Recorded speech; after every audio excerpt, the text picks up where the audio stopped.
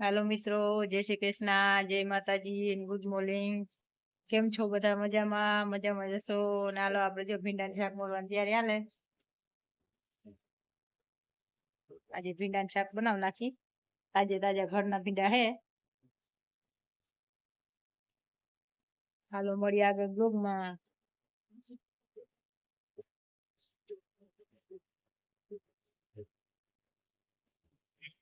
હાલો આપણે શાક વધારવાનું કામ કરી પૂરું. ને આજ મધર ડે છે, બધાને હેપી મધર ડે.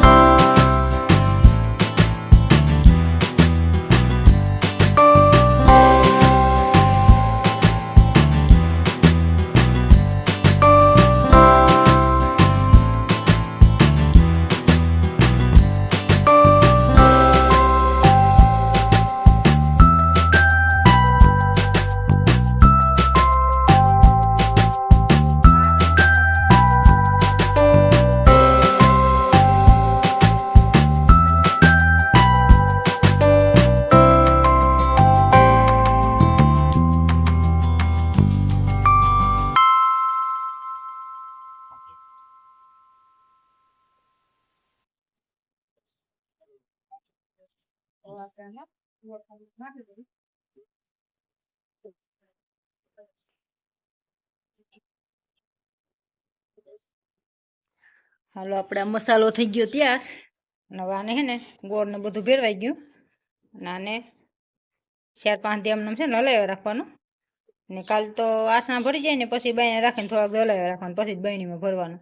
આ છે આપણે ગોળ કેરીના આથણા. અમારે વધારે પડતા ગોળ કેરીના જ કરીએ, સાહણી વાળા કોઈ ના કરીએ.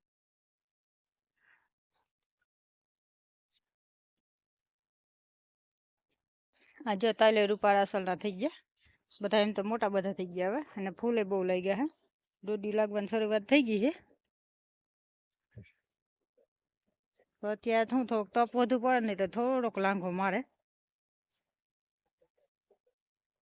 અને આપણા ભીંડા જો આવા થઈ ગયા તો ભીંડામાં જીવડા બહુ આવી પડ્યા ઓલા કપાસના. આ તુરિયા ગલકાના વેલા અને આ ટેટી વાવી દીધી હતી એ સારા થઈ ગયા હવે પેલા તો. આવું છે કંઈક આપણું બકાલું ને આ મારી વાડી.